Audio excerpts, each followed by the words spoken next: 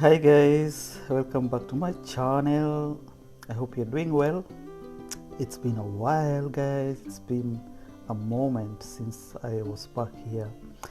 um, I yeah, what should I say, life happens, things happen, and sometimes you just don't do things that you've planned to do, or things happen. So I hope you are doing well, all of you. I hope life is treating you well, and I hope that that everything is okay. So guys, today I want to talk a little bit more. It's like a continuation of my last talk from last time. I made a video, remember, about how to study in Germany, what to do to be admitted, a few tips that I gave to you guys last time. So today's kind of a continuation. I want to like pick up from where I left, and just as a recap, I remember mentioning that there are many ways of coming to Germany or immigrating to Germany. This au pair, this coming to study, this you can come to research, you can come to join your family, family reunion. You can even come to study the German language, and you can also, there are many ways. You can come for treatment, you can come for holidays, and each one of these ways has a different visa requirement. And last time I talked a little bit more about the requirements when you want to get a study visa. So I don't want to repeat myself. I don't want to go into that. If you missed the video, you can click somewhere there, or is it somewhere there? I will leave the link there so that you can go and rewatch that video, or watch it if you've not watched it again. Guys, today my throat is playing games. I'm not really feeling well, so today I'm not really I might not sound so clear, but I'll try my best. Anyway, so the video will be there somewhere, or there somewhere. Just watch it, and you'll know what I was talking about. So now, students, I am continuing with students who have studied here in Germany. You've finished your studies, you've graduated, you have your bachelor's or master's in your hands, and you're ready to face the job market. So the question is, what next? What do you do? Where do you start? How do you get a job in Germany? The German market is promising. The German work market is promising. There are a lot of opportunities. There are a lot of jobs that you can work, that you can choose from, But it all depends with your qualifications, your background, what you studied, and stuff like that. And also, of course, past work experience. It's very hard to sum it up in a video or in a sentence.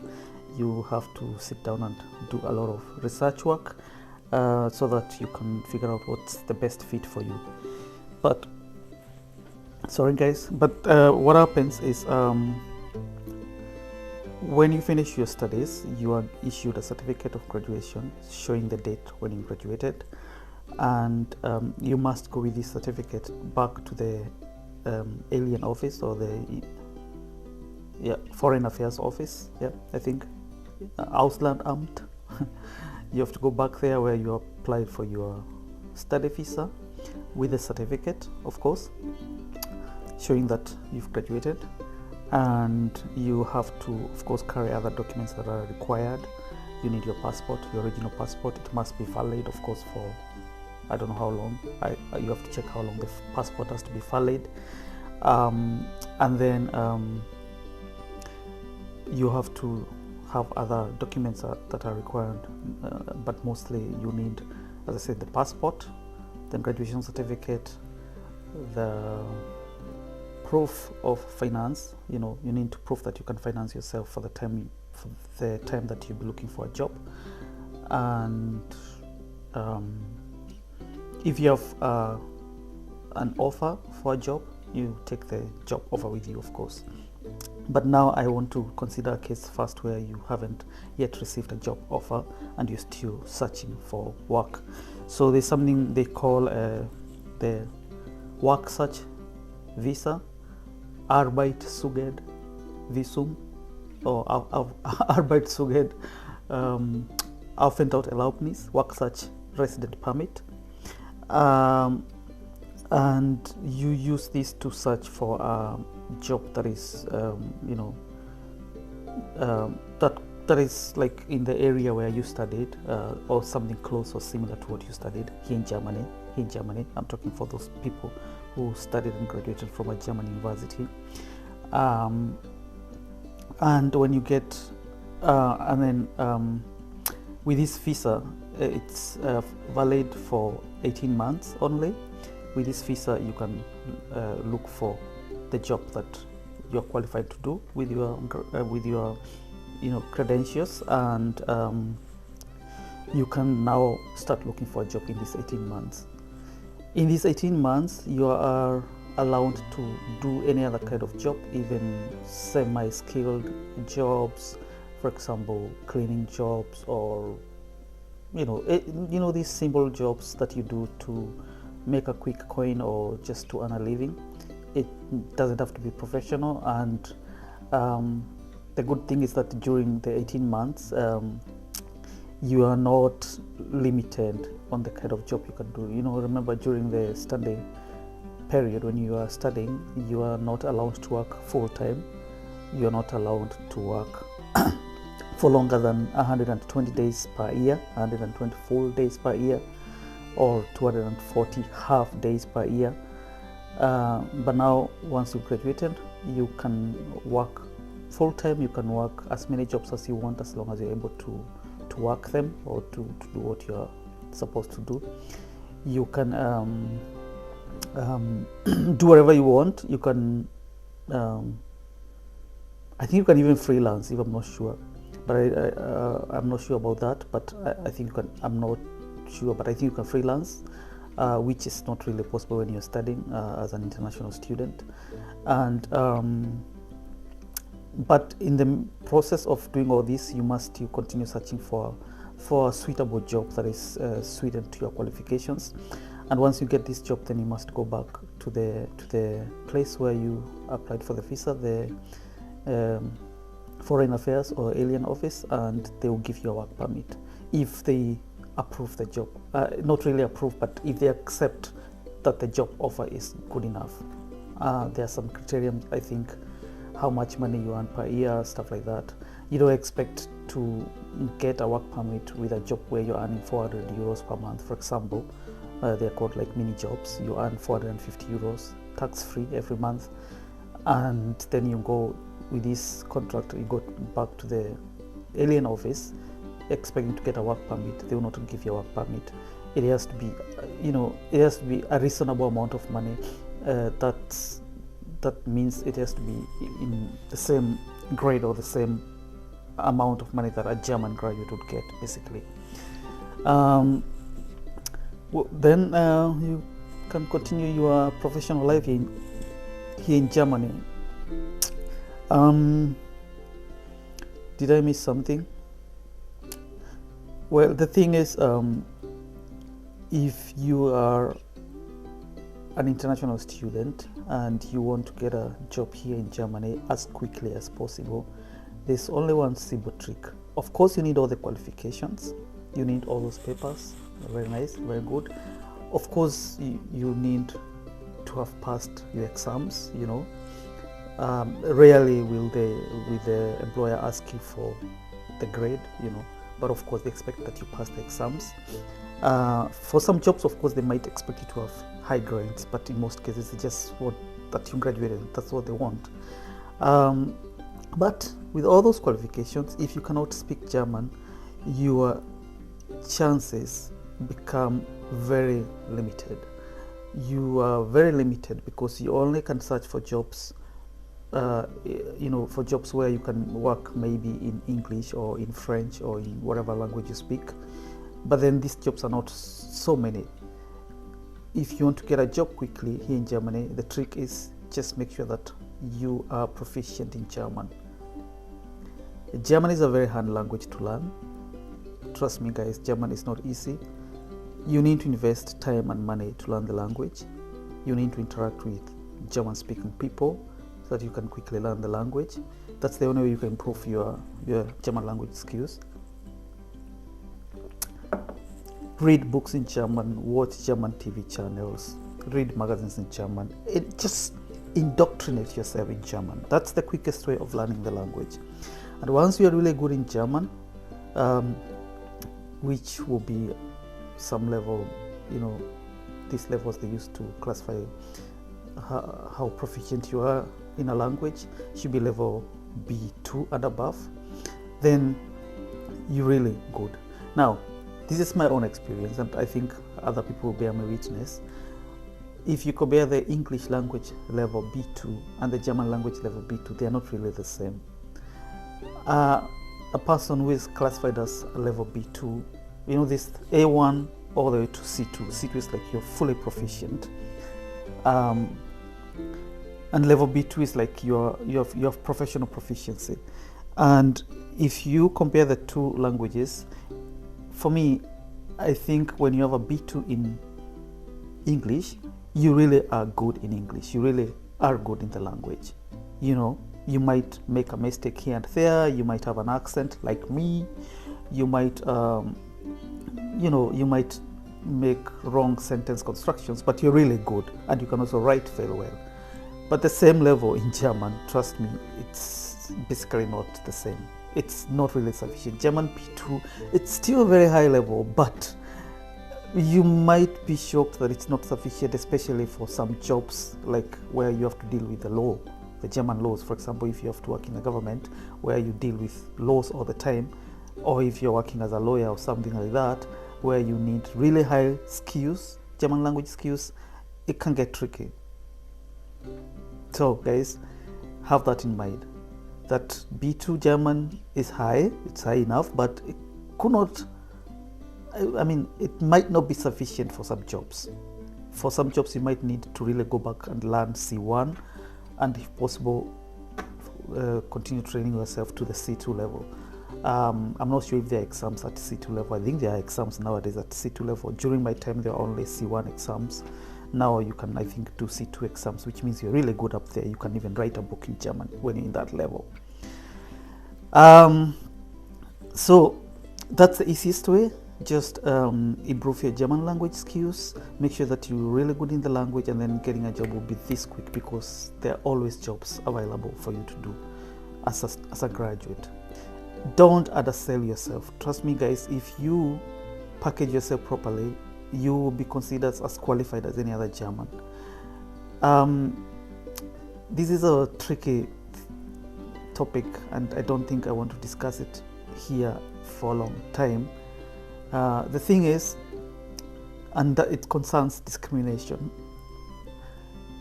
Discrimination is everywhere. I think it doesn't matter where you live on earth. It doesn't matter which country you are in, you'll find some form of discrimination. It could be based on the skin color, it could be based on your religion, it could be based on your gender. There's always some form of discrimination. And you might ask, will I not be discriminated as an international student or graduate? Will I not be discriminated against the what you may call the native Germans or the native Europeans? Well, the point is, it's illegal in Germany to discriminate someone based on their creed, based on their religion, based on color, gender, blah blah blah. It's illegal. And if an employer or a potential employer openly discriminates you, then they're going against the law, and you can sue them, and actually they will have to pay you for the damage.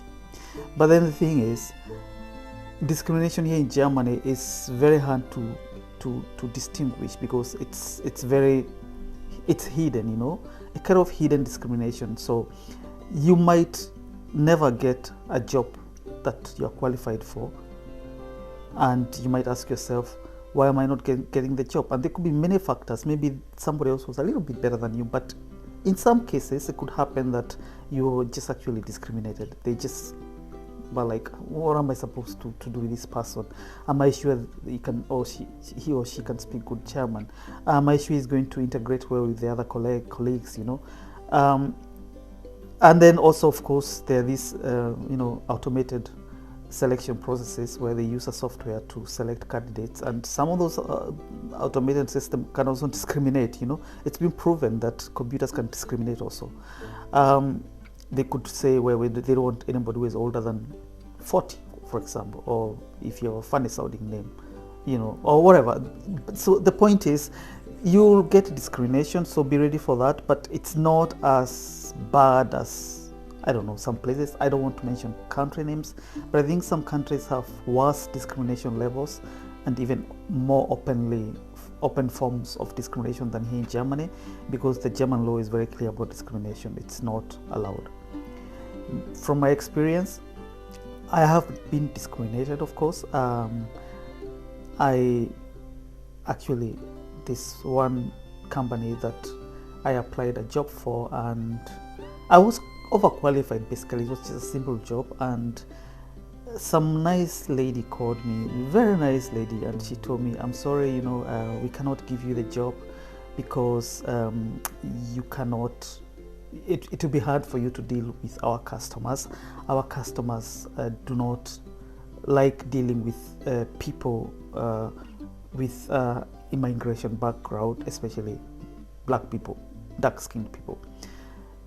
And she was saying they are talking that from a point of experience, because they had another colleague who was black, and after some time the guy or the lady, I don't know, terminated the contract because it was not possible for the person to do the job because of their skin color. The customers were not willing to deal with the person, so he terminated.